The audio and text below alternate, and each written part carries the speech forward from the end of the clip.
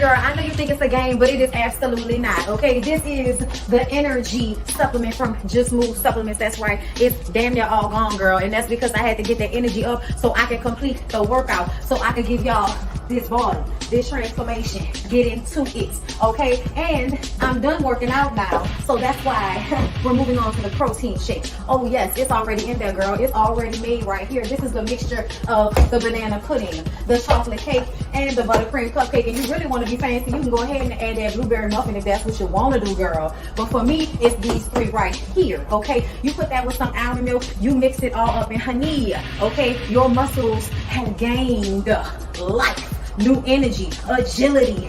Get into it, okay? Just Move Supplements. Thank you very much. Hold up, Chief. Okay, don't forget about that TLC NutriBurst to get that multivitamin properly, because we all need a little extra. And child, if you want that sea moss that go down smooth, don't come up rough, okay? Get into the TLC Nautica sea moss. Yes, get that from me. And child, if your stomach hurt and you need to move some things around so you can be free, okay, go ahead and get that ISO tea down below in the description box. Get it all from me. Come on in, come on in, come on in, not come on in, not come. Sorry, y'all know I'm weird, whatever. Hey everybody, what's up? It's your girl BondyBlue. So let's go ahead. Hey everybody, what's up? It's your girl BondyBlue. Okay, follow me on Instagram and let's get into the video, right?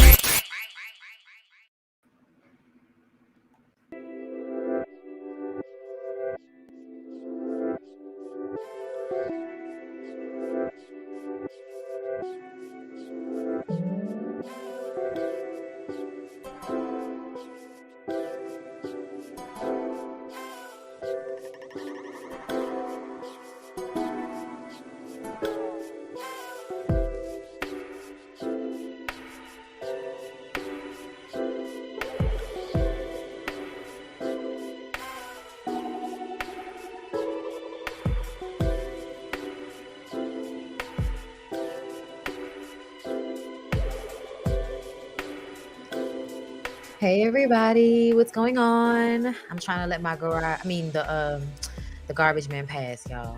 Just give me a minute, I'm coming.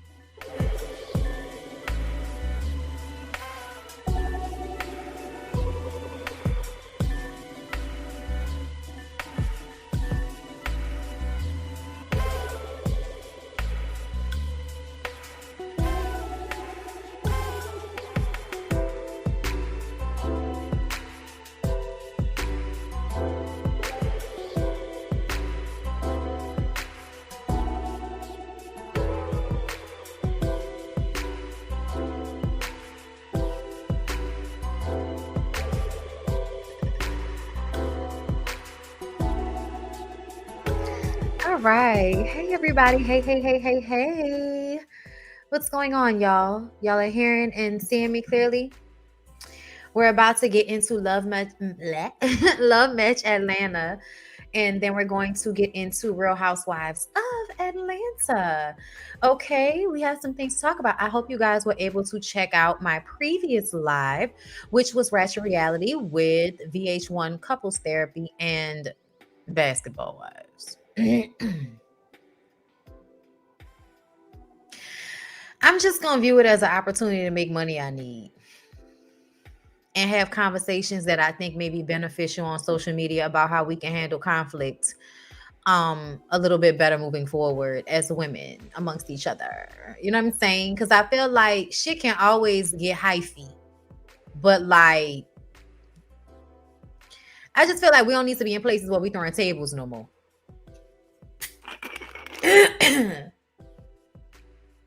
I told y'all I felt like it may not give because they had all them fucking people on the show. When they got all them people on the show, it's usually because they don't have nothing going on.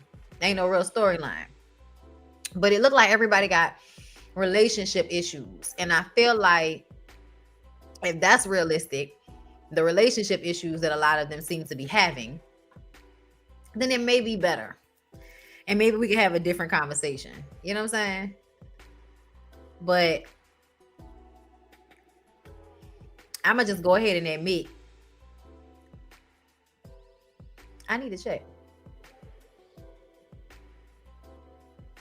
Hey, all the way above.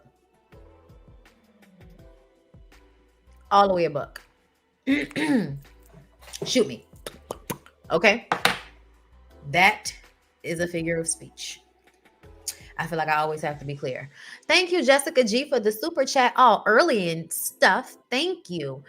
Side notes, do you listen to LMA? Have you heard her new album, Heart on a Sleeve? Also, are you going to do a check out Real Housewives of Dubai coming out in June? Okay. No, I do not frequent LMA. I do not. Y'all, I'm an old bitch. Okay. Like I usually circle around the same people until someone really impresses me, and then they can enter my orbit as far as music. But I stick to a lot of my old girls, you know. But as it pertains to Real Housewives of Dubai, I don't know yet, girl. I don't know. I don't know. It looks pretty. It looks pretty. It looks like it'll give good tea. But the reality shows that they have been putting on the reality shows that they've been putting on Peacock have not been impressing me as it pertains to Bravo. So if it was on Peacock first, I don't know. I don't know. Oh, I love it. It's the live talk you had with us that has me feeling like somebody. I love that. I love that. That's great. That's great. I love that. That made me feel good. Yay. That made me feel good. Yay. No, it's not that I haven't listened to any of her music, but like when it comes to who I frequent, I also am not in the most R&B mind frame. And if I am, I'll reach for something that give me a certain type of vibe that I need. So like yesterday, me and Lyric was watching All American, and it was like, okay, so now I have to go listen to John B because Asha is on every episode looking like John B. Okay.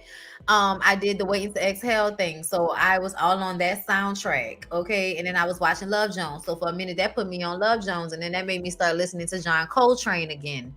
And so I was kind of just listening to jazz for a minute. Like I like to have shit playing in the background in the house, especially if I'm cleaning up or I'm cooking or I'm doing stuff. And usually like lately it's been a lot of like John Coltrane and shit being played in the background. But Kendrick's new album came out and I've been listening to that. But yeah, you know. Yeah. Essentially though, I just, you know, I tend to go back to the same old folks, you know, sadly. But I know the new girls are great. I just haven't felt like connected yet. Girl, I played Wednesday Cell Times Break for 2 days after your video. Listen. Hey, boy, I'm gonna back my way. Woo. Kind of hard to pass. I'll never be ready. Hey, cause I hate my love. That it not enough. The only thing that brings you with pain. But the time when we were so big a change on the let go. Ooh, let it low, let it low, let it go. I'm sorry, y'all. I had to do it. You're stuck on Lauryn Hill and the Fugees. Ooh. That's a good place to get stuck on. That's a good place to get stuck on. Love reviews watching from Sweden. Oh my God. I would so love to come out there. I have seen such beautiful videos, like from places in Sweden and beautiful like photography. I follow a lot of like pages that just post beautiful like photography and videos from, you know, other countries and, you know, European countries and the train rides and, you know, just the landscaping. And I was just kind of like, I have got to make my way to these other places. Okay, listen. But that lets me know that if I come out there, I might have somebody that knows me. So listen, okay? The girl loves to be international like. All right. I've been listening to SWV every day. Don't do it. Baby, you can call on me. Y'all know I don't want to do it. Y'all know I don't want to do it. Okay, but you know another one from SWV I've been listening to a lot lately for some reason. You're the one for me. You're the one.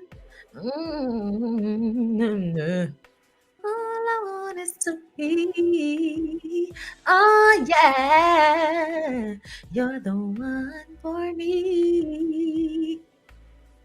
I know that you're somebody else's guy, but these feelings that I have for you, I can't deny. Don't make me join. Don't make me join and treat you the way you want to. I'm gonna stop. All right. So y'all, let's get into Love Match, shall we? Let's get into Love Match.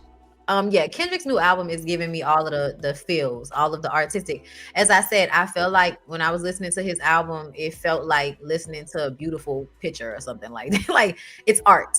If okay, if nothing else, it's art.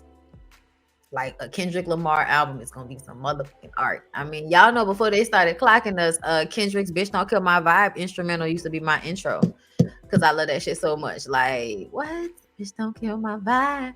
Bitch don't kill my vibe.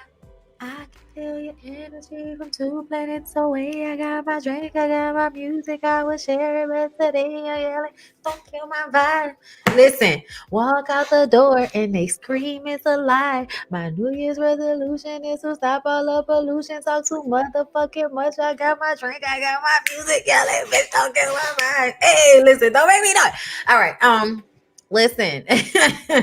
Okay, nigga, get your freestyles ready. Okay. Let's go. So the duo. Can we start? We're ready? Okay, the duo give their speech because y'all know last episode they snatched the mic.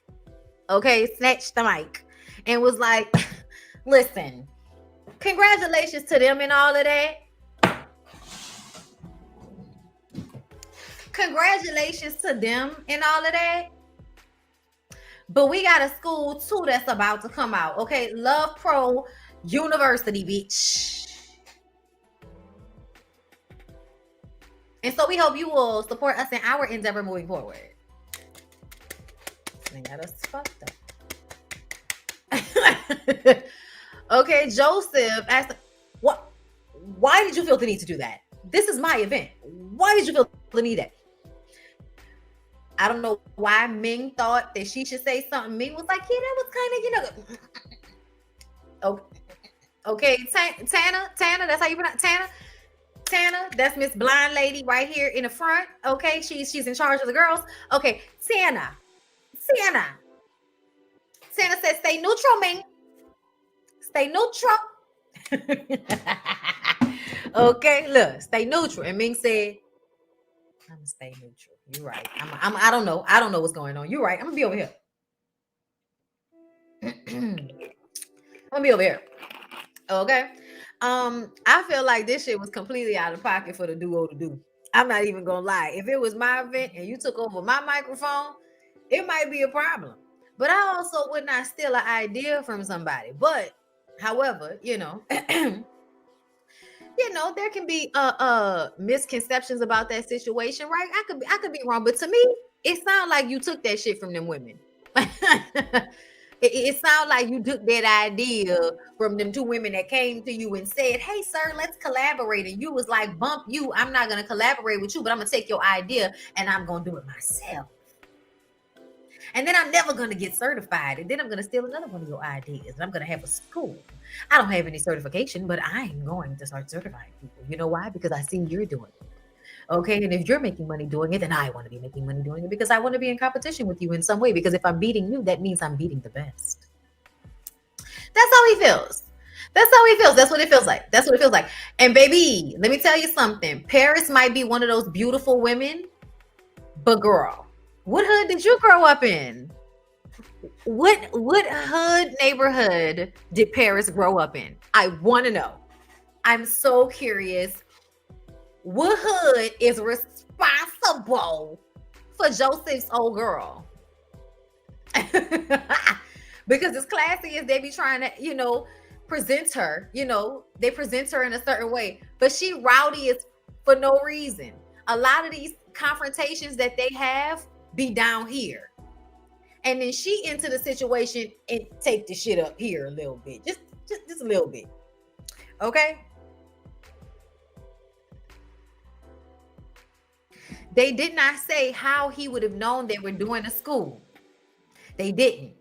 But it makes me feel like it's probably, if it doesn't come out how he knew, then it's probably because of production. And they're not going to bring that up because we can't say that one of the producers told Joseph what the girls were working on and what they were doing. And so when they decided to come and tape, he decided to present it as if he had it going on already, but he didn't. We didn't see any visuals. Who presents something like that to a whole bunch of people with no visuals? We saw the duo present visuals just to their own team. So to me, it sounds like something that you and Paris talked about. And Paris ass probably was the one that really wanted to throw that shit out there so that y'all could really be in competition. Because see, Paris wants to be, she's from College Park. Okay, well, there you go. No disrespect. I'm from New Orleans. We have a, look, if there was a hood bitch doing some New Orleans hood bitch shit, you know what I'd be saying, child? That is some ignorant New Orleans shit. So don't think I'm being judgy in a way that I don't understand. We all have these, places. We are all from these places. We all have these moments. But ma'am, ma'am, you're showing your age. Bring it down just a tad bit. Bring it down just a tad bit. Just a little bit. You know why? Because it really doesn't have anything to do with you. So it comes off as thirsty. It comes off as you want attention. It comes off as you feel like having confrontation with these women is going to get you where you want to go. But I feel like your man, as mighty mouse as he may be, does not need a pit bull. He doesn't. He doesn't. And I think the fact that you bark for him the way you do shows that he has you under some type of mind control. And to me, that is embarrassing. Like, I think it's embarrassing to come off like like you got your person on a string and you basically manipulating them to make a fool of themselves. Like, that's kind of how it comes off whenever Paris decides to start barking on Joseph's behalf. And that's what she did. Like, they were going back and forth about the situation because Tana had to let everybody know that he stole the matchmaking idea from them. He says, I wouldn't be calling myself a matchmaker if y'all were doing your damn job. And I'm like, first of all, you sound stupid. Like, you sound stupid even saying that. So you only became a matchmaker because they weren't doing their job. Is that correct? So you would have started an entire career as a matchmaker because these two women weren't doing their job. So that means that you were probably too involved in what those women were doing. You were watching them from afar. You must have been, in order for you to come up with that. Like, you don't even realize how you're telling on yourself based on the shit that you're saying. Like, that doesn't even make sense. So the fact that you're saying that, I was just kind of like, is that your reasoning? Is that your reasoning? Oh, that was just to be disrespectful. Okay. Paris starts telling everyone to leave. They can go nicely or unnicely. I said, don't you hate when these types of women like show their stupidity? Don't you hate it? Like, that's no disrespect, but unnicely, is that a word? Is that a word? Is unnicely a word? Am I missing something? There is background music. It's very low.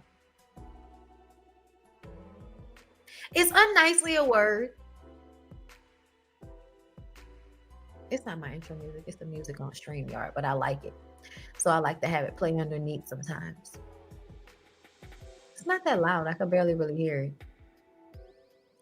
Is somebody going to confirm for me if unnicely is a word in the chat? Let me know. But I felt like, and she said it more than once, and okay, I thought I was tweaking. Like, no, it's music. It's a vibe. Okay, I'm glad y'all like it. Nope, it's not a word, Hannah. I didn't think so. She said it. He didn't say that. She said it, and it sounded stupid. It sounded like you were trying to assert yourself, and you were in fact ignorant of the language you were trying to use. It was unnicely. It is a word. It is a word. Unnicely. Okay. Unnicely is not a word. LOL. Some of y'all are saying it is. Some of y'all are saying it's not. It must be a word. If y'all are saying it is, and some of y'all are saying, I've never heard someone say unnicely before.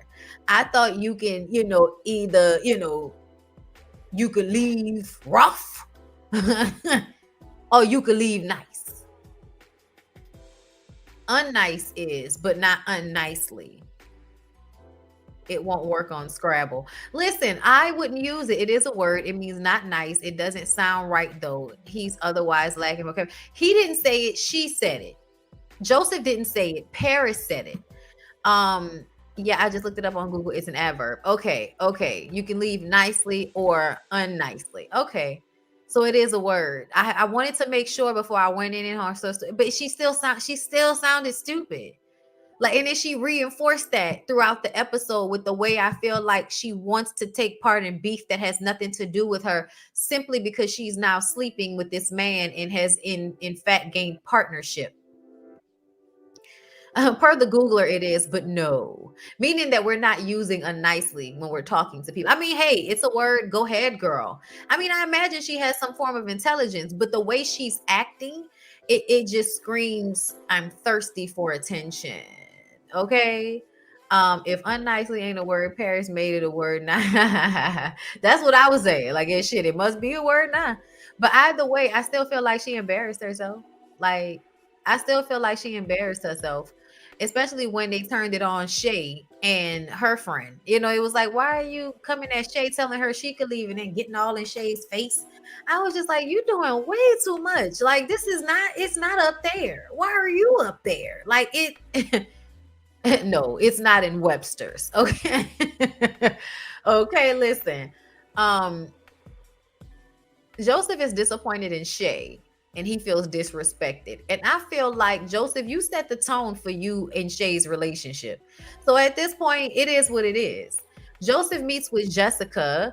And y'all know Jessica is the girl that Kevin Samuels embarrassed that went viral. He told, and she, you know, had her pet grooming business and she, you know, made six figures doing that. And he told her that her average looks meant that she should not expect to have a man of equal social standing as her because her looks were average. She owns a pink poodle. She owns the Pink Poodle. It's an upscale pet spa.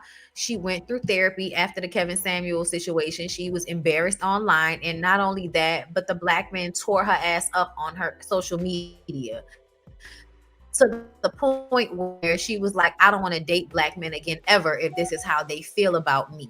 So Joseph and Paris are trying to change her mind about that by introducing her to black men who don't have daddy issues, you know, black men who aren't insecure and basic in mindset. Like, it's so funny to me the way people be in the comments letting y'all know how much they cap for Kevin Samuel's child. Like, every time somebody says something, they reposted the same shit Vivica Fox said the first time again, and then everybody acted like she was still talking about it. It's the same clip from a week ago. It's the same clip from a week ago. What are y'all talking about? Nobody is like still talking about this. Y'all are in the comments talking about this. Y'all are getting tattoos of this man's face on y'all. Y'all are doing a lot out here that feels really unhealthy for grown people to you know do, considering other grown people. Like, I don't care what y'all are talking about. Like, this is really unhealthy. Y'all are doing a lot. Y'all are a bit obsessed out there, I'm seeing. Okay. But either way, this was one of the moments I think that made us feel like God does have a sense of humor, that she would be on this reality show after his passing, and she seems to have, you know, gotten herself together in a way that, and it's not because he helped her, it's because she realized how low her self-esteem was if she went to him in the first place. Okay, which means she needed to do some work on herself. And that traumatic experience made her do that work on herself. And she is still a successful, beautiful, vibrant woman, but she just had to figure that out for herself. But the way men decided to attack her online, like, wow, y'all are mad weak. Shout out to all of the bitch ass niggas that like to come together like angry little gremlin bitches and attack women. Like, that is extremely weak. Like, she's very well accomplished. She is. Like, her business does extremely well for her. And like, she was like, it's like an upscale spa for dogs. And I was just like, oh my God, when I get my new baby, when I get my new baby, him and Olivia are gonna like be on that tip. Barack is too big to be lifting in and up, so he gotta be at home. Barack is too old now, y'all. My big baby gotta be at home and get things done to him at home. But see, them two little motherfuckers that I can just throw in my car. Oh, them hoes is going to somebody else to clean them. Like, here, do that, please. Get them together for me. I cannot, cause Olivia, like, she be needing her haircut. Okay, I'm sorry, talking about dogs, but yeah, I think that that's a great business, and then for a black woman to own a business like that, it's not, black people don't normally be in those types of like luxury venues. They don't usually own those businesses, so she's extremely impressive. And the fact that anybody would make her feel like she didn't deserve to have what she wanted is not a life coach. They're not. Like, they don't know what the fuck they're talking about. Like, somebody that says that type of shit, they are trying to get they're trying to get a reaction. It's almost like some type of abuse porn. Like, I don't know what to call it, but like, for y'all, like humiliation, like y'all want to watch her be humiliated because it makes y'all feel good about the fact that y'all feel humiliated walking around in your bodies every day because you're bums. And you see this successful woman, this beautiful successful woman that's insecure about herself, and might have needed a little bit of teeth work or something like that. And you know I'm just saying, if we're going to be honest about things, like, yeah, of course, there are a few things physically that people can always get better. You know what I'm saying? Like, I wish I had a better shade of skin, child. I wish these titties sat up a little bit more than they do, but they don't. So I'm not going to attract everybody. I don't want to attract everybody. I don't need to attract everybody. So ultimately, for me as a woman, I feel like no woman has to be perfect. We just have to have really good energy and take care of ourselves and care about the aesthetic that we would like to put out there to the world. Like, that's all that it needs to be. It needs to be about how we see ourselves and how we make ourselves feel good and how we look good to ourselves. Like, it's really like more so about how we feel about us. And when we are women like that, I think we attract what we should really have. And sometimes you attract the dusties, but you have to have the discernment to view dusties and knock them off miles away. You know what I'm saying? Instead of allowing them to get close to you so that they can suck on your energy, because that's what they're trying to do. But yeah, no, she absolutely needed to love herself more. And I guess she was put in a position that it was like, either I'm gonna find a way to love myself, or I'm probably gonna end up hurting myself, because these niggas, it made me feel terrible. Okay. Oh, thank you. I know, but I I be wishing that I didn't have any type of hyperpigmentation. Like, I'm very critical of myself in a whole bunch of different ways, y'all. Y'all have no idea how critical I am of myself. But I'm learning to give myself a break. You know what I'm saying? But ultimately, I still feel like, I'm beautiful to me. I'm me. I look how I look. I don't want to look like anybody else. And if you don't fuck with me, you don't fuck with me. And if you fuck with me, you fuck with me. And that's just that on that. Like, it's, I don't think about it like, because I'm not what everybody finds attractive, that means I'm not attractive, or that means I need to feel bad about myself, or that means I need to expect less. Because that doesn't mean anything. How you look has no real reflection on how you should value yourself. It does in some aspects, but not really. And what I mean is, as long as you are taking care of yourself and you have pride in your appearance, ultimately that should be really all that matters. However you show up in this world, it's just fine. However you show up in this world is perfect. It's the way you show up in this world. Nobody else shows up in this world the way you do exactly. Okay? So ultimately, I don't think anybody should let people make them feel bad for being who they are, because that doesn't fit into what society views as status quo, or what society views as beautiful or attractive. Like, fuck what society views as beautiful and attractive. Society is fucked up. Like, who the fuck cares what society has to say? You know what I mean? Oh, thank you. I love y'all. But yeah, you know what I'm saying? I'm just saying that to say that I feel like your beauty should always be more about your energy and how you love yourself and how you take care of yourself, and therefore attracting people who value your beauty, versus feeling like you need to look a certain way so that you will attract some type of vapid, shallow man that only cares about how you look. So they're going to help her find a date.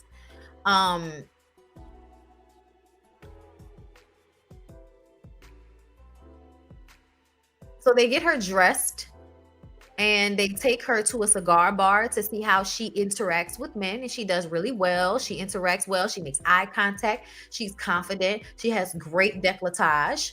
Like she has a really nice body. She has really great skin. You know what I'm saying? Her weave was good. Her wig was good. When she was on the dates, she was giving, and her energy was what was most important, because you could tell she felt good about herself, and that made her even more attractive. You know what I'm saying? So that's why I say it's important for women to feel beautiful up and know that they're beautiful, because that is what most attracts people to you. It's your energy.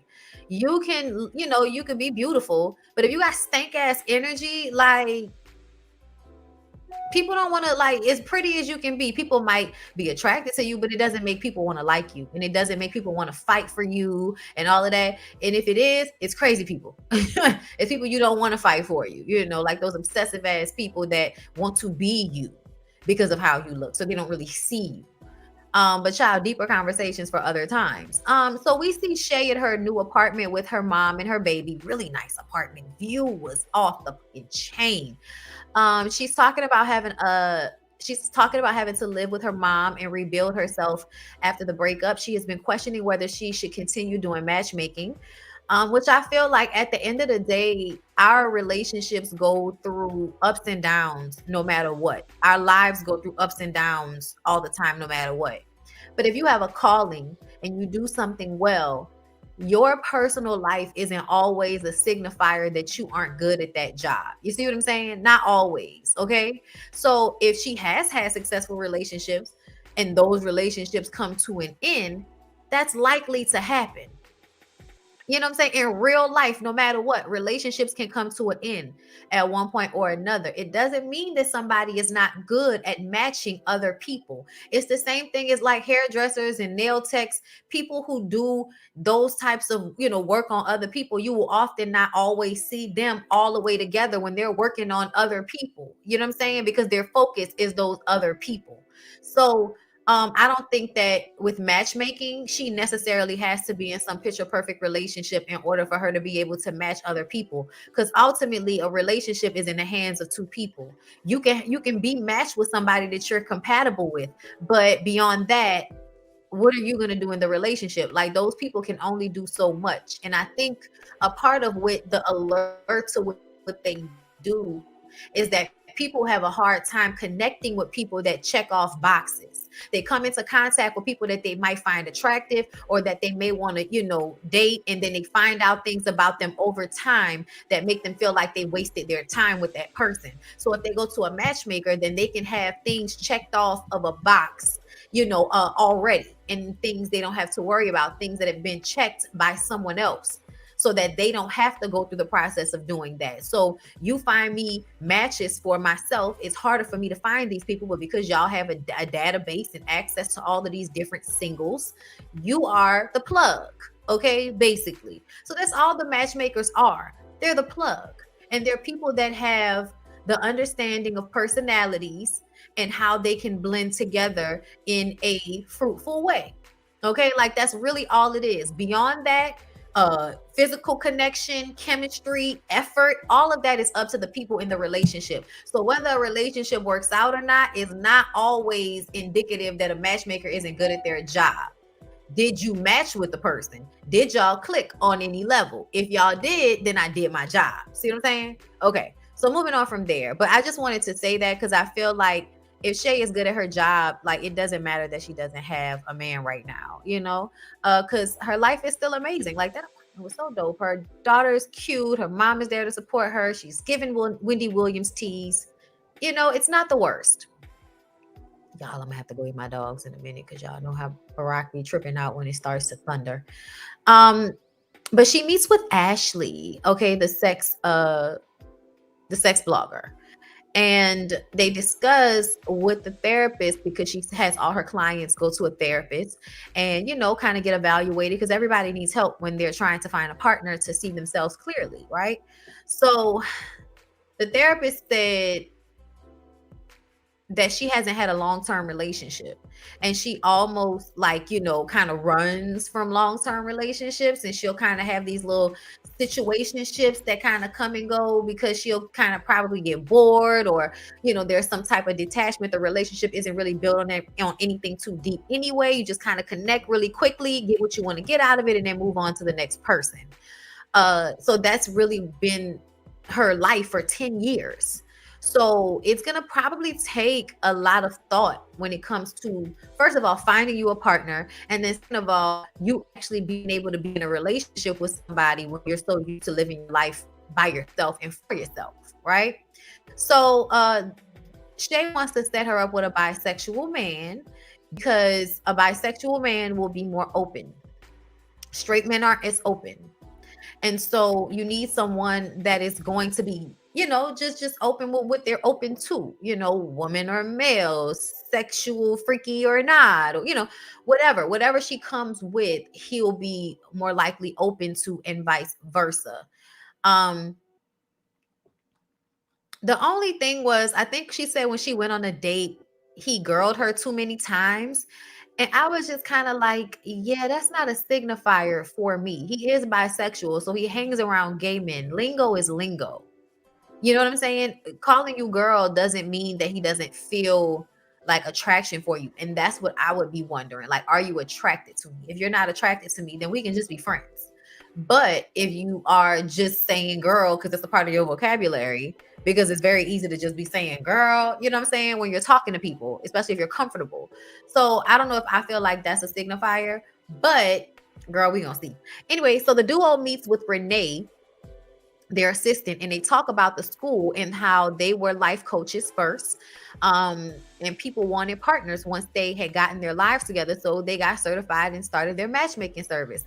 But they also talked about how they were friends, both working in corporate America, and they both were going through a point where they were separating from their husbands. I think one person was separated and one person was getting a divorce, and they helped each other through that. Kelly has 3 children that she has to make sure she is spending time with on top of running their business.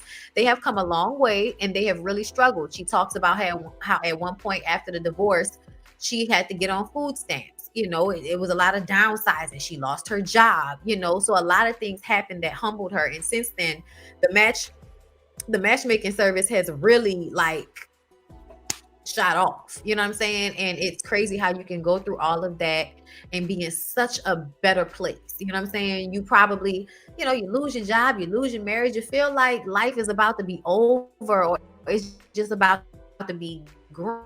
And somehow you turn it around and it's better than it was before.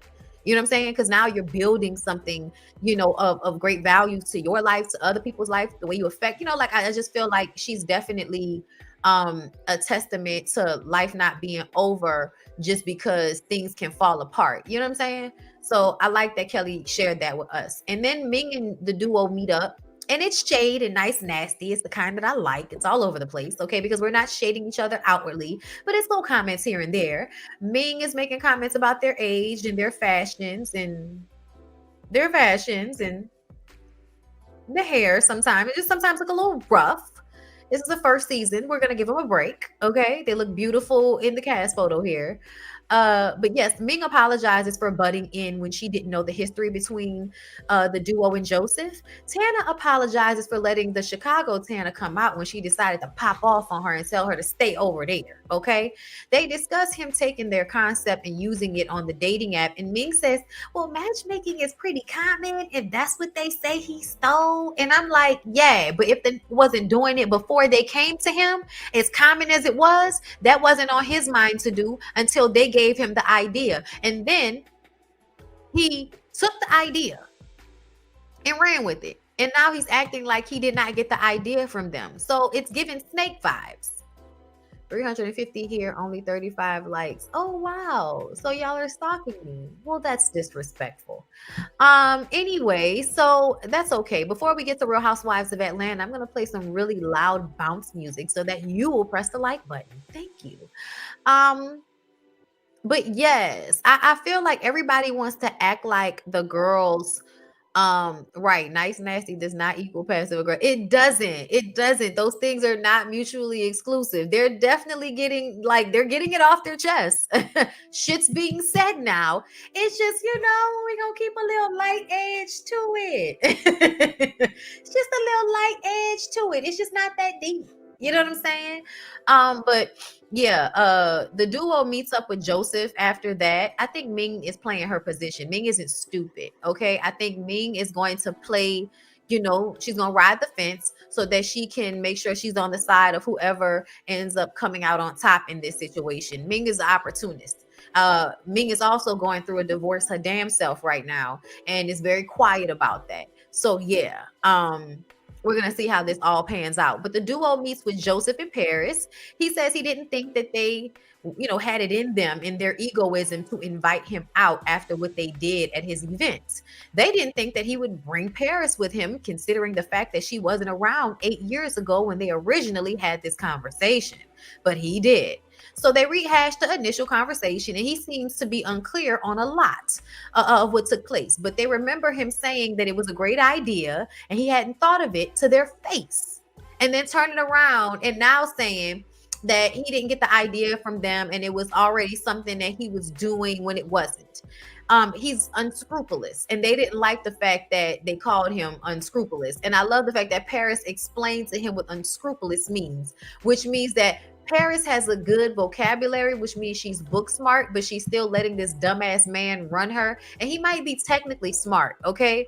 But the way he's arguing is dumb. You know what I'm saying? Like it's not doing a good job covering up the fact that you were being unscrupulous. But I do appreciate Paris for giving us the definition of unscrupulous in this situation. So yes, she has a really good vocabulary, because I had no idea that unnicely was a word that we were using out here. So girl, go ahead with your vocabulary, but can you please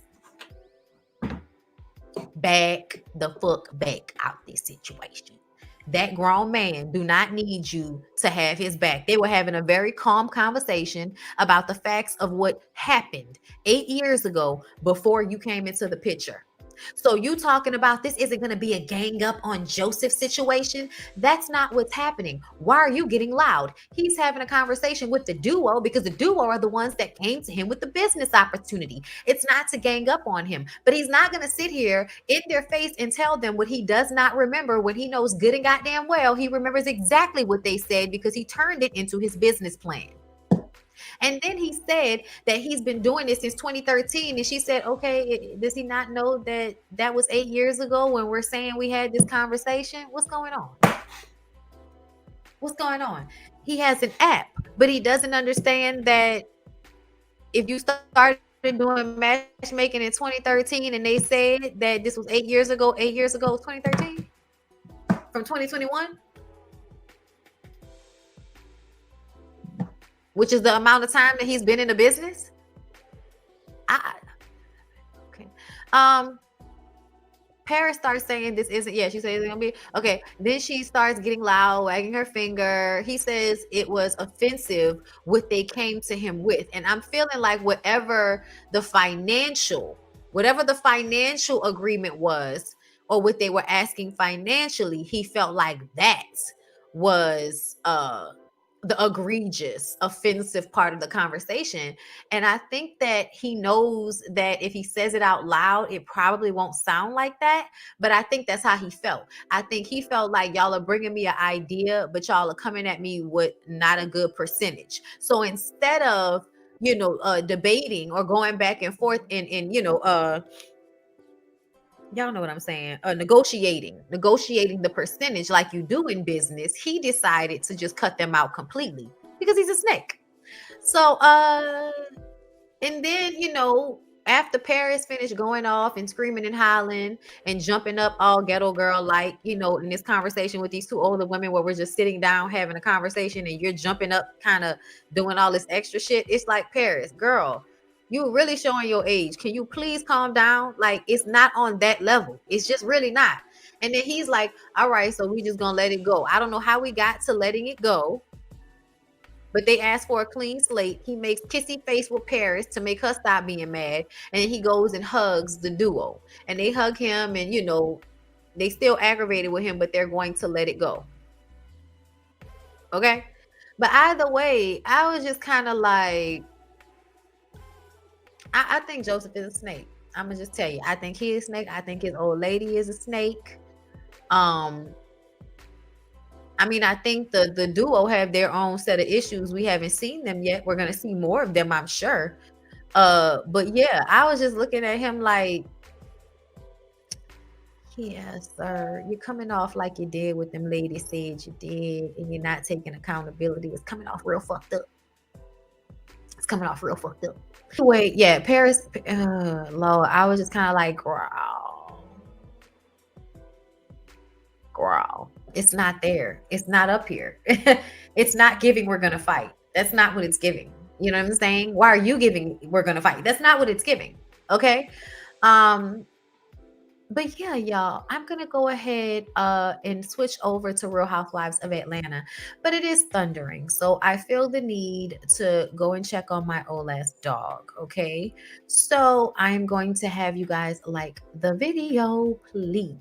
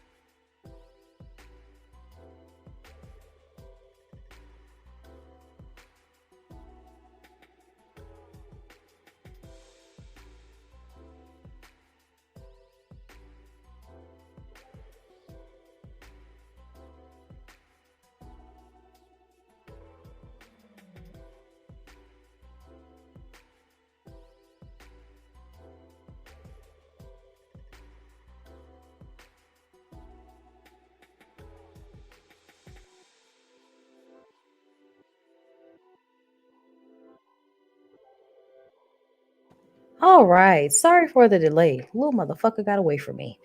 Whew.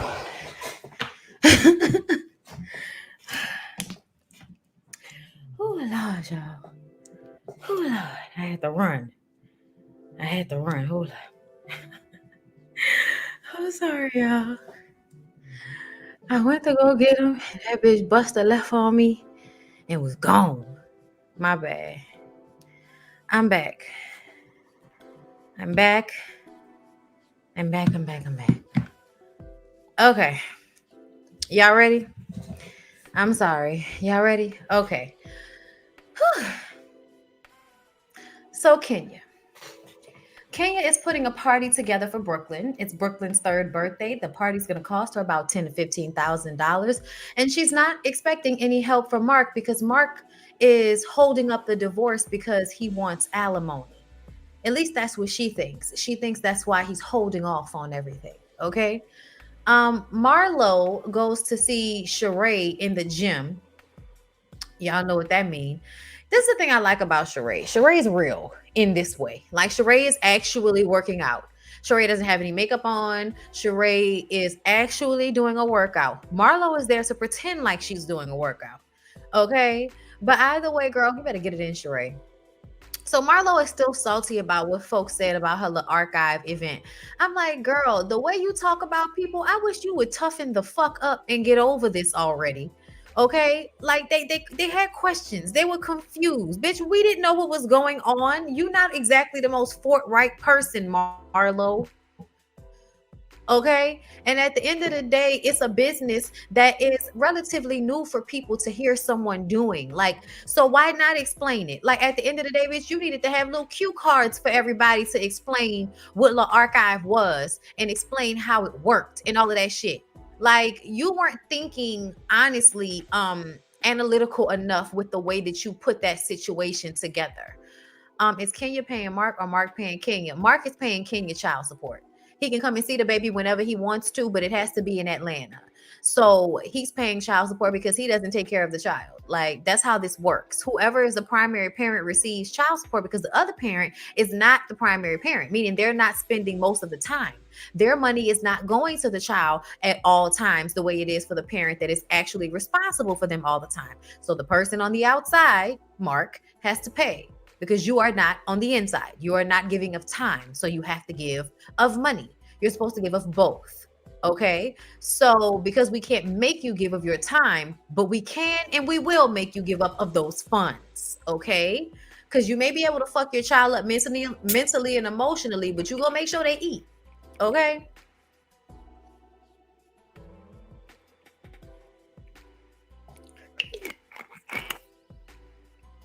Bad Boys LA and Johnson's Cabaret are on the website. Okay, we talked about it yesterday. On like almost every live. So y'all got to catch up now. Y'all got to be going to the website, bondyblueshow.com. All right. So Cairo works, Share's son Cairo works for wardrobe for Tyler Perry. And Marlo was talking about how she really wants to do wardrobe for movies and production companies. That's a great idea. It's all a great idea, Marlo.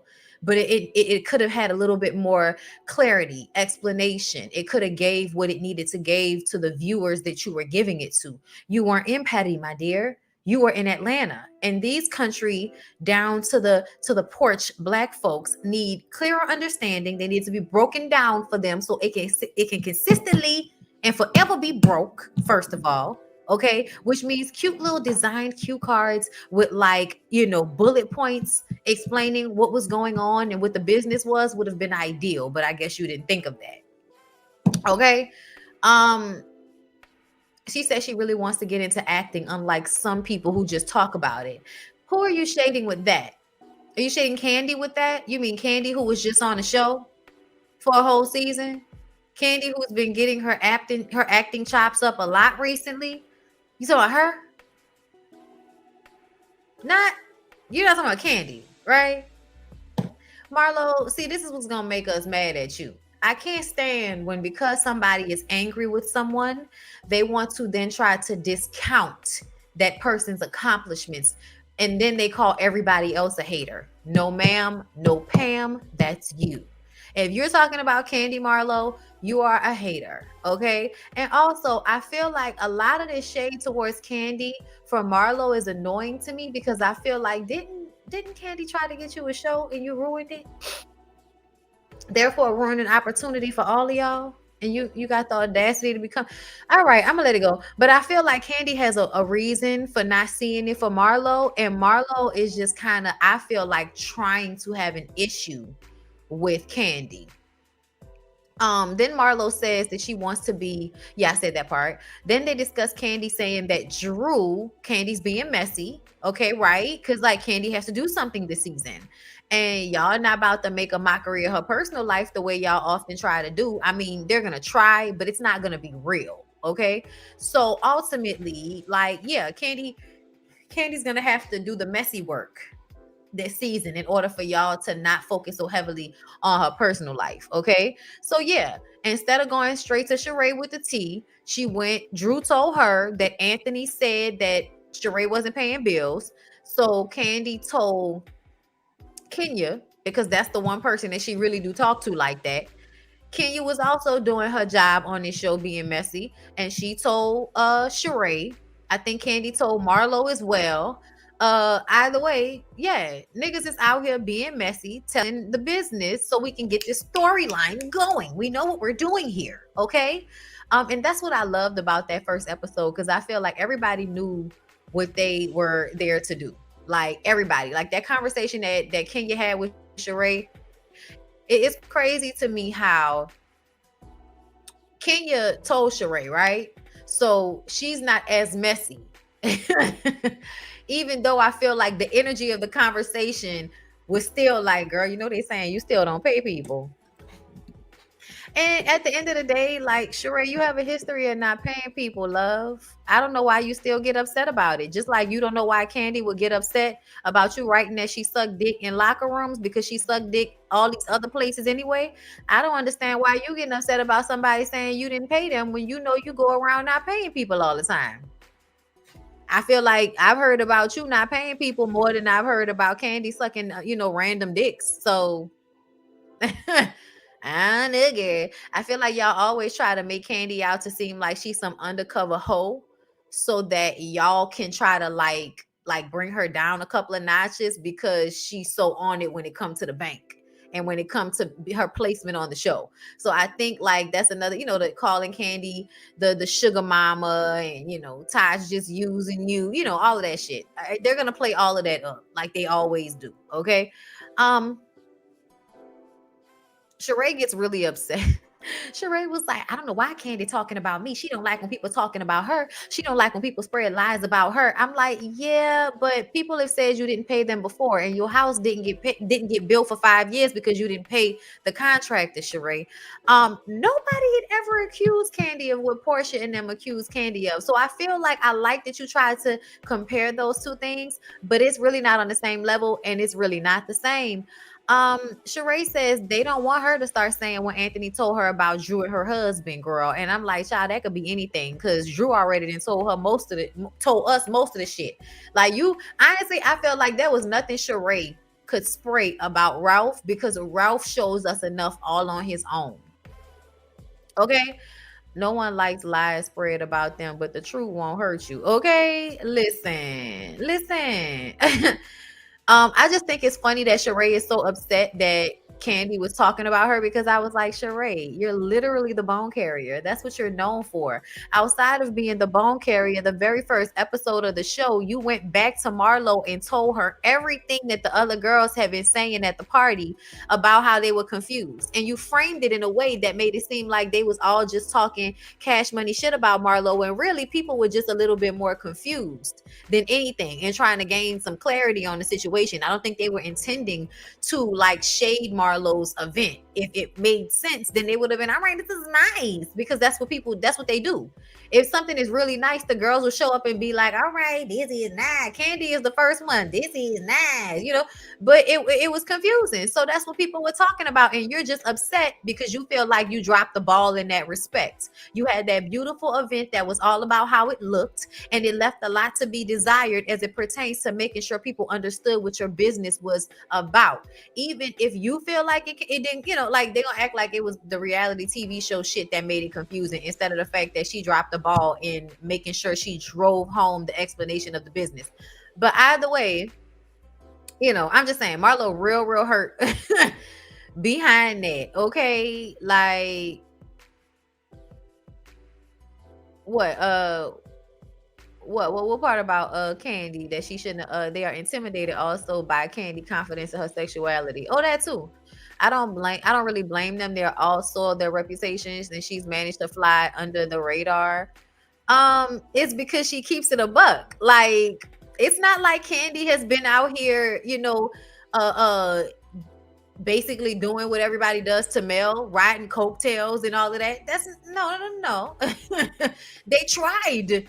Oh no, you mean Shae. You mean they also, their reputation, she managed to fly. You talking about Shae managed to fly under the radar? Tell me who you talking about. Or are you talking about Kandi? Y'all know y'all gotta be specific in these comments, because I don't be knowing. Drew was so aggressive for having not met Shae. I hate when people bring up stuff from before them being on the show.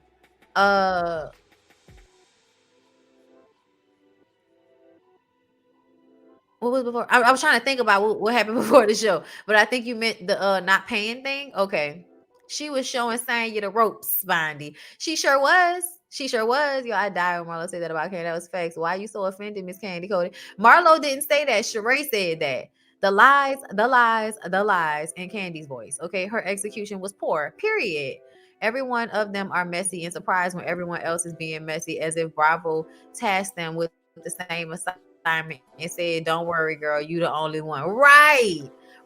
And here's the thing, y'all. I feel like if we're saying true shit, then we should be cool about it. Like, for instance, when Shae was having that conversation with Kenya talking about the white refrigerator and all of that, and Kenya was like, yep, sure did. So the fuck what? Like Kenya's attitude, if you can't make me feel bad about something that's true, I like that. And I feel like Kandi is pretty much the same way. But what you're not going to do is sit up there and lie or put out like extremely salacious shit about me. And then I'm supposed to just be sitting up here like, oh, well, whatever. No, if it's not true, I'm not about to sit up here and let y'all put that out there about me. But I felt like Shae, it's funny that you having this reaction with your bone carrying, messy talk about everybody business but your own looking ass. Like, that's what she did all of the other seasons. They reached to talk about Kandi, and Shae is skating by. Explain your income, ma'am. Okay. Like, at the end of the day, you can't compare Kandi to some of them, because Kandi has already laid her cards out on the table for the most part. You see what I'm saying? Like, we know how Kandi make her money. We know what's going on in Kandi family life. We know what's going on in her personal life. What the fuck is going on with Shae? What's going on with Marlo? We know what's going on in Kenya life. You know what I'm saying? We about to find out even more about Sanya, but we know what's going on with Sanya for the most part. We're going to get a little bit deeper into it, but they're going to show us. And Drew over there trying to pretend like she acting, but you still in an abusive relationship over there with Ralph, girl, because Ralph talked to you like he don't care nothing about your feelings. And if you over there pretending, you're in fact still allowing that energy to happen in your relationship. So it's going to happen because you're manifesting it by pretending. So it doesn't even matter. But at the end of the day, still, business is on Front Street. Shae, Marlo, y'all are going to keep focusing on the other women so that y'all don't have to focus on y'all shit, huh? Like, oh yeah, we're gonna do. That's why every conversation is, how do I make sure the kids aren't, growing up to be spoiled? Is that really the only thing you have to talk about now, Marlo?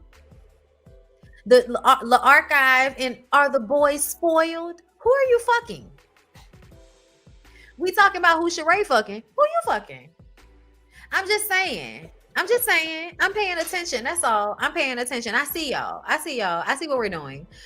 Anyway, Kandi talks to an assistant about her new show. I guess it was an assistant. I don't know who it was. Some white guy that was talking to her about the play in LA, and then the new part, the a la carte that Kandi has a role in, where Kandi gets to continue to live out her lesbian dreams. Okay, like Kandi, just be bi all the way, girl. It's okay. Have a girlfriend. It's all right. Like that's what you and Todd need to do. Bring a girlfriend in. The kids are too young. That's what it is. Okay, them boys, her storyline, and that's not gonna be enough.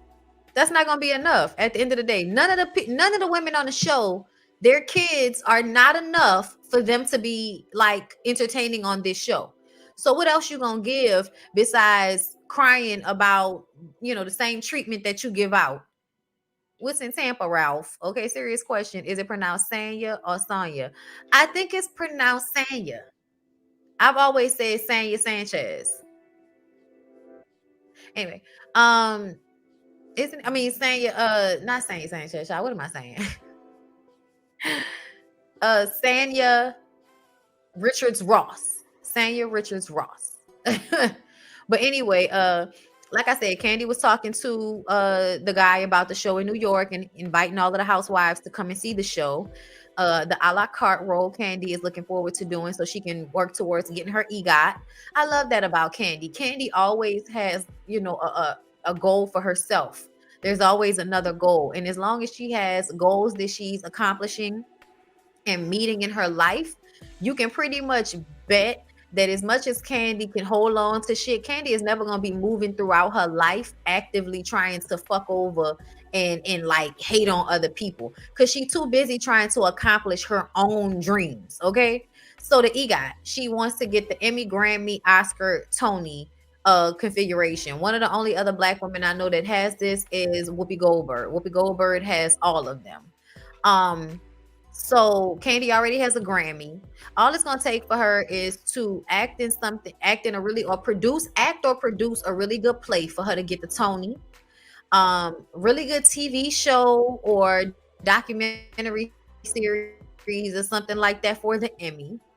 And because all she'll have to do is produce these things, you know what I'm saying? Like, and I'm not saying all, but she won't have to write or come up with the creative for it. She'll just have to produce and and put money and publicize and all of that for whatever the project that's already been created by someone else. You put money behind it, so she'll be able to get a few of those things without using her actual pen. But the Tony, she's gonna have to get probably through acting herself or through the production of a play. I mean, an Oscar. She can get an Oscar, and I think the Oscar will come if she does a documentary of some type that's good enough, or if she does a song for a movie. If she does a song for a really big movie, then she can get an Oscar in that way too. So I can't wait to see if and how Kandi is able to acquire the other three of the EGOT. Okay, but I feel like it is yes, Whoopi has a Grammy, I believe, for a comedy album. Either a comedy album or for a soundtrack. I can't remember which one. But yeah, Whoopi's the only one that has all of them. But yeah, moving on from that portion of the conversation, Todd comes in and they discuss Kandi doing too much and how hard it is on him and the kids and how they're not, the sex life is trash. She says the sex life is the worst. They're having sex 2, possibly 3 times a week. That's trash for Todd. I was just like,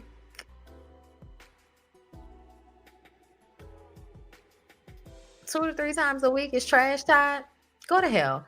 Anyway, he talks about how, listen, there are weeks where that's a low number, but there are weeks where that's a high number, my nigga, especially with 2 small children and running all of the businesses you running, and you sitting up here talking about, man, we only having sex really 2 to 3 times a week. I was just like, what the fuck are you talking about? I was like, what? I was like, okay, so this is the narrative. Fine. We're making it a storyline, y'all. He talks about how he felt a way about her doing the play that she's doing now without him. And she was like, well, didn't you go and do the TV show without me? Because he has another TV show that's about to come out soon. I think it's scripted about a whole bunch of people that run, like celebrity blogs, or gossip blogs. I forgot what he said the name of it is, but he was like, everything that he does, people think Kandi did it. So he wanted to do something by himself so that, it could feel like it was just his, and Kandi wouldn't be able to receive all of the acclaim for his hard work, because he feels like in their relationship, when he comes up with the ideas, people still give Kandi all the credit. Y'all know, y'all view Todd as an opportunist. It don't matter that Todd comes to the table with his brain and his own access and his own connections and his own understanding of entertainment. Yeah, it doesn't matter that he comes to the table with all of those things to help make Kandi even more of a mogul than she already is. Like, forget about all that. Like, y'all don't, I feel like people are just so petty and small sometimes that they don't pay attention to, just because one person has the most money, that does not mean that the other person is not bringing something of equal value to the relationship. Like, the fact that Todd has been able to help Kandi capitalize even more so off of her placement on this show, to the point that they have restaurants, other shows on top of the stuff that Kandi was already doing before, which has made their brand even bigger. And now they're doing production, the production company situation together.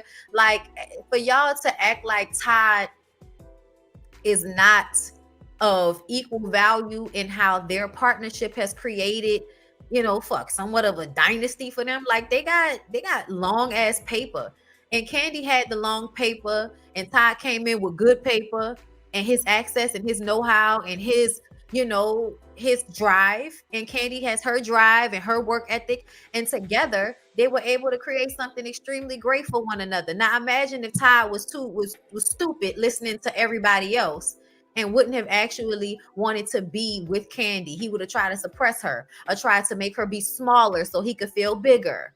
Then they would not have acquired what they've acquired together. But because Todd is who he is, Kandi can still fully be herself and the woman she needs to be. And y'all won't view that as valuable as it is. Y'all won't. Y'all will view Todd as an opportunist, as some man trying to soak up Kandi. And, Mama Joyce was right and all of this shit here, even though Candi's life is extremely enriched from being with Todd.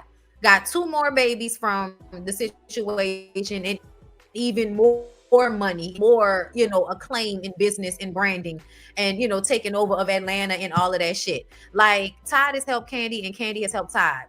But y'all not gonna view it that way, because y'all not looking at it for real, for real. Y'all are only looking at it from the way society likes to judge women for having more money than men, and men for being with women that are their own beings. Y'all make men feel like they're, simps if they don't try to break their wives down to make themselves feel better. It's the mind trick of toxic masculinity, y'all. But y'all niggas live up to these things even though they harm y'all. Just saying. Todd. Anyway, so, but yeah, I don't believe for a minute that they really out here arguing about sex life. I just don't. Like, this nigga said 2 to 3 times a week. Like, that's bad. Anyway,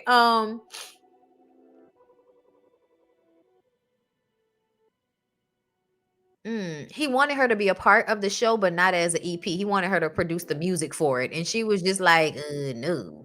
Todd says that Kandi gets credit for his creations, and he felt a way about her doing the play without him. Kandi recognizes people don't always see Todd.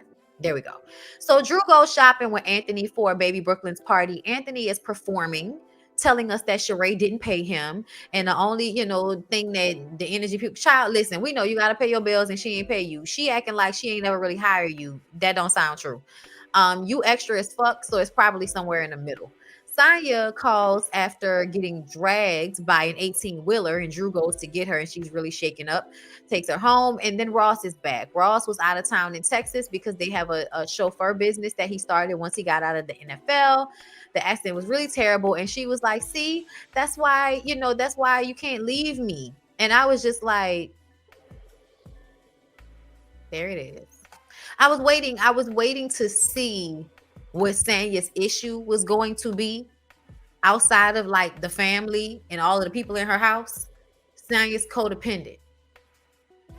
Like, that grown ass man should be able to leave you without you. Like, see, that's why you can't leave me. She was probably just saying that in jest, but when I think about the way her mama was reacting earlier, last episode, something about it just made me feel like, oh, Sonya got like a little bit of a codependency relationship on her husband. As much as she is like who she is and shit, like full woman and all of that, something about the relationship feels like I need to be extra needy of him in order to show, that I love him. And yeah. I don't know. I could be wrong, but it's low key what I picked up from that comment that she made. So folks are an hour late to Brooklyn's beautiful tea party, and I don't understand why y'all consistently show up hours and hours late to events. I don't understand. Okay, especially when it comes to Kenya, because y'all know Kenya is going to remind y'all throughout the entire night that y'all weren't there on time. Please show up on time, y'all. Stop. It's not just a Jamaican thing, but I do feel like it's a very deep Jamaican thing for the women to make sure they're showing some type of like acquiescing to the man. You know what I'm saying? Oh, I'm a damsel in distress without you. Oh my God. Like, I mean, low key, yeah, I can't get nothing off the top shelf when this nigga's not home. But like sometimes I feel like women be putting on, you know what I'm saying? Like acting like they need him more than they really do, because otherwise a nigga not gonna feel like he's a value because you so successful. I don't know. But I don't think so, because I don't think Ross is that type of dude completely, but I do feel like the type of like ethnicity and national, like the Jamaican thing. Yeah, I think that definitely plays a part in the way the women, you know, gotta hold on to a man, Jesus. You know what I'm saying? Um, and I just think sometimes that can be a little toxic depending on how it's showing up in a relationship. But I feel like at the end of the day, I don't think Sanya and Ross are gonna be like, one of the people that come on this show and, get divorced. I don't think it's gonna be like that. I just think that whatever their issues are, it's gonna come out on this show. And I think they do have issues. So Sanya brings Deuce, the baby, to the whole. Okay, so Shae is ready. Shae is ready for Drew once she gets to the tea party. Sanya brings her son Deuce. She shouldn't have. Kenya also invited Mayetta Shaw and her kids. She came underdressed in jeans, and her kids look too old for the event almost. I know that they had other things going on for those kids, but it just kind of made me feel like, girl, y'all should have had something for the baby and then something for y'all. Damn, stop that. Cause girl. I don't know. I felt bad for them kids. That's all. Anyway, so Kenya, oh wait, Drew gets there. She's wearing Kenya's dress from Brooklyn's second birthday party, I think. Drew talks to Sanya about how Ralph is in Los Angeles and they haven't been sleeping in the same bed. Then she had a receipt of him going out to get a drink at a bar, and it was 2 Long Islands. And I'm like, girl, that probably was just him by himself. He said I thought that would have been him by himself, because normally, y'all, if I'm going to have a drink, I'm probably going to have 2 drinks if I have to drive myself home, because 2 drinks are my limit, right? Before I'm too impaired. So if this grown-ass man had 2 drinks, I would assume that maybe he just went to a bar and had 2 drinks. But when he said I was at the bar with my partner, I said, and you paid for your partner's drink? I said, okay, Ralph. No, Ralph, you went and sat down with that assistant that you still talking to after you got into it with your wife, since you like to go and talk to her whenever you have issues with your wife, which we saw based off of social media. And you telling us that even though you fired her, that didn't mean that you were going to stop talking to her. So I feel like you went and sat down with her down to the bar and had a conversation and commiserated on your wife with her, which is why you needed to pay for both drinks.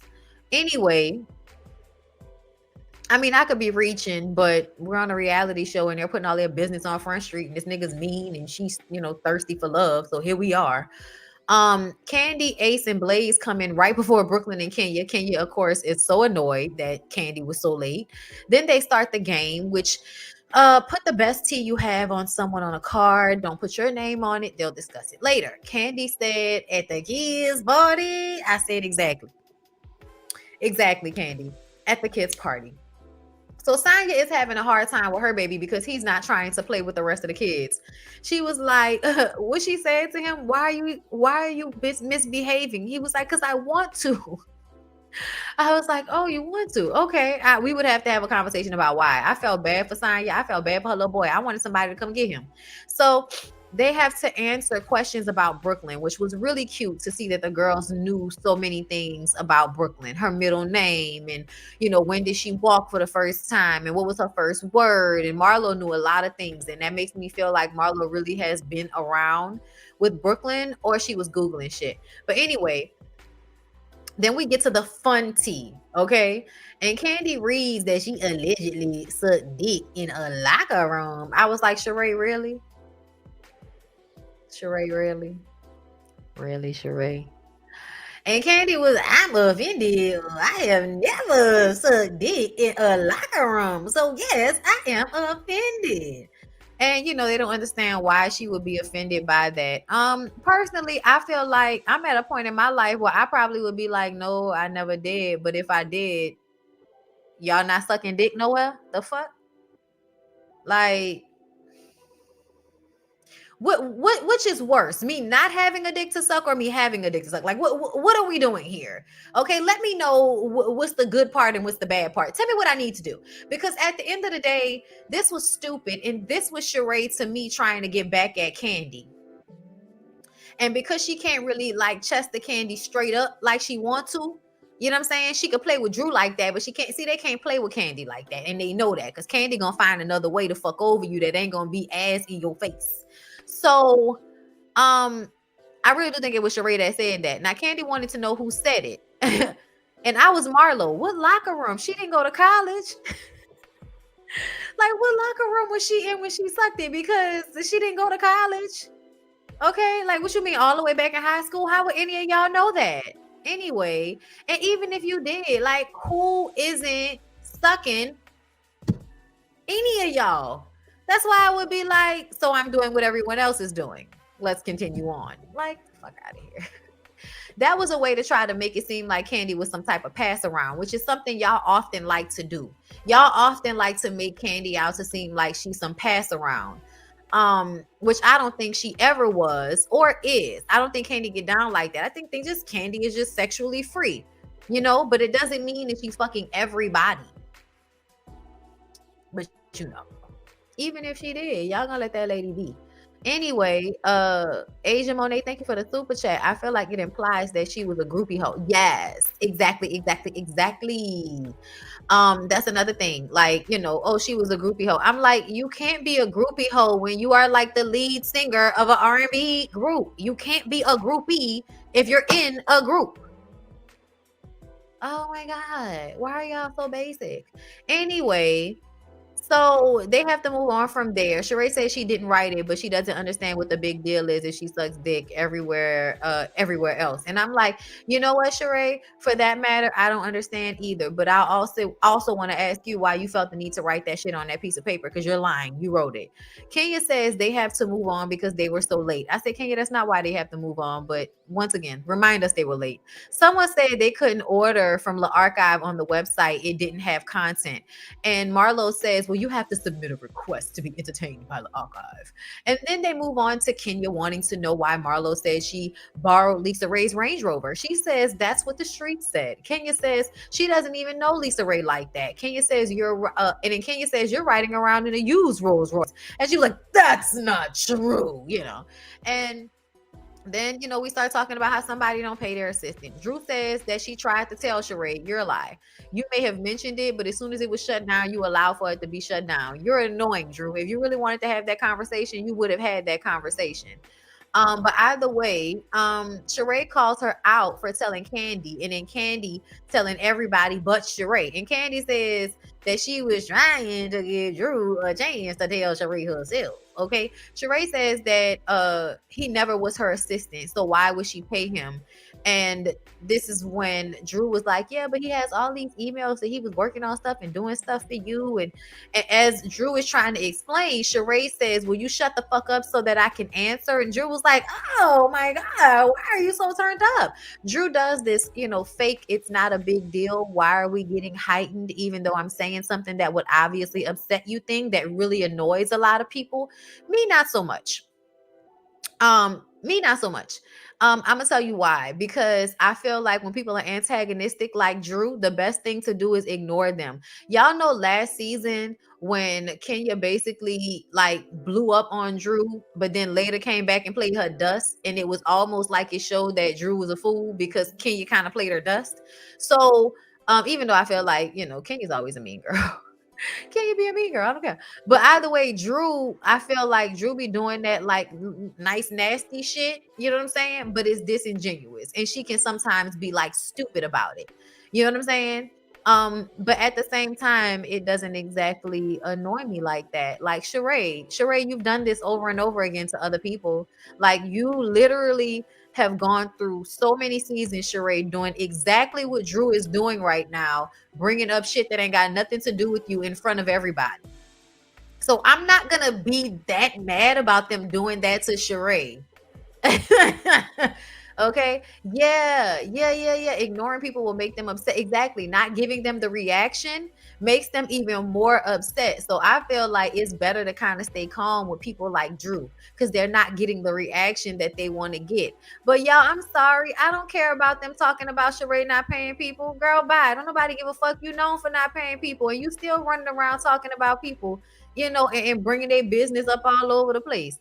Kandi says that she was trying to give Drew a chance to tell Sheree. Sheree says that he was never her assistant, so why would she pay him? Sheree says, oh yeah. Said all that. Sheree said, because you playing with me about my finances. It's like, well, girl, you be playing with people about their finances when you don't pay them. Sheree's friend pipes up and says that she didn't hire Anthony because he was talking shit about Drew and how Ralph was gay. And Drew says, we are not going to speak on my husband. One of the white guests says that her kids are here. This is embarrassing. Her kids are here. And Marlon was like, stop inviting your uppity white friends. This one white girl right here, she okay. But that one over there, stop. My kids are here. Girl, don't nobody care that your kids are here. Nobody cares. She kept saying that. My child is here. My daughter's here. Nobody cares. Nobody cares. Take your daughter and leave. I bet you your daughter hears worse conversations in your household. So please miss me with the sanctified bullshit that y'all like to pull in front of your kids, okay? That you probably fuck in front of. Girl, go to bed. Don't nobody care. Think them children sleep. Children ain't sleep. Okay, it doesn't matter. Either way, people have drunken, cursing out ass conversations with their spouses in front of their kids all the time. Y'all get in front of other adults having conversations and act like y'all children, be around Jesus all the time. Like, go to hell. Anyway, Kenya has to go talk old girl off the ledge. Then Sheree and Drew start calling each other bitches. And Kenya says Drew owes old girl an apology for going off on her when she was just telling her what Anthony said. So you need to be mad at Anthony. And I was just kind of like, so first of all, that's not the first time I've heard that Ralph might be gay. Second of all, it's like, I feel like y'all could act like that girl wasn't trying to drop that tea. But she dropped that tea. Like, she dropped that tea to throw a slug at Drew. And Drew knows that. Drew was like, just be quiet. Just be quiet. You heard what the fuck she said.